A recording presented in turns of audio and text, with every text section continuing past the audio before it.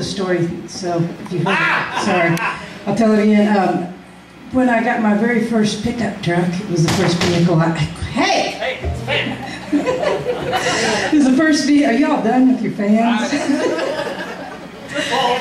Somebody gave me an 8-track player.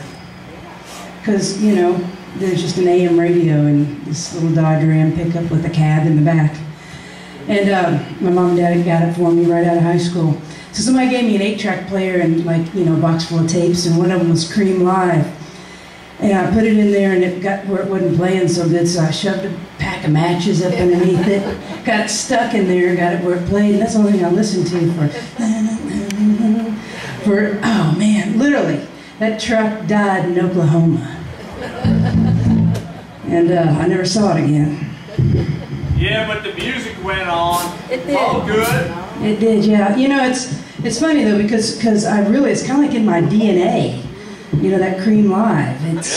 I never really listened to a lot of Clapton. Actually, I didn't know Eric Clapton was the guitar player for Cream all those years. I swear to God.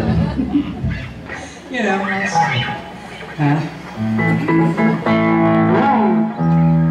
But I didn't know who Jimi Hendrix was. Although I didn't grow up listening to Hendrix, I grew up in a house that had Engelbert Humperdinck. The green grass at home. It was a Baptist home that I grew up in, and we just, I mean, my parents weren't against rock and roll, it just wasn't really what they listened to. My mom was a classically trained pianist, and we had Roy Clark and Hee Haw and, you know, stuff like that. And so when I discovered Jimi Hendrix, I was so excited. I just couldn't contain myself, so I went out and got the biggest amp I could get, and, you know, and When the Gods Made Love. That was the first Hendrix tune that I ever heard. You know, and that's just nothing but feedback. I had no idea what that was. So I sat in front of my little amplifier that I got with my first babysitting job and turned it up as loud as it go, and I'd point my guitar in which direction. It was, my parents didn't know what to think, so. Wait a minute, somebody let you watch their baby?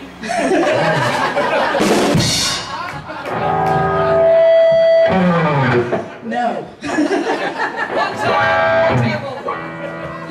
No, not exactly. I was an only child. One babysitting job that I had to change diapers once. And there, you know, the young one was obviously in diapers, and his sister's about 4. She came out and she looked at me really weird. I put the Pampers on wrong side out, and it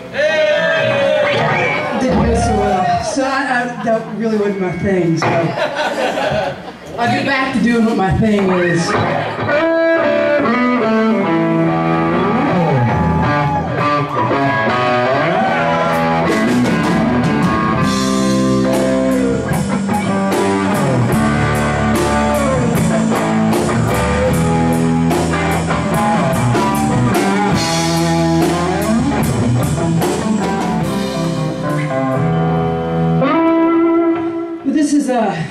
I'm going to do one of my favorite songs for you. It's one of those songs that was on that 8-track.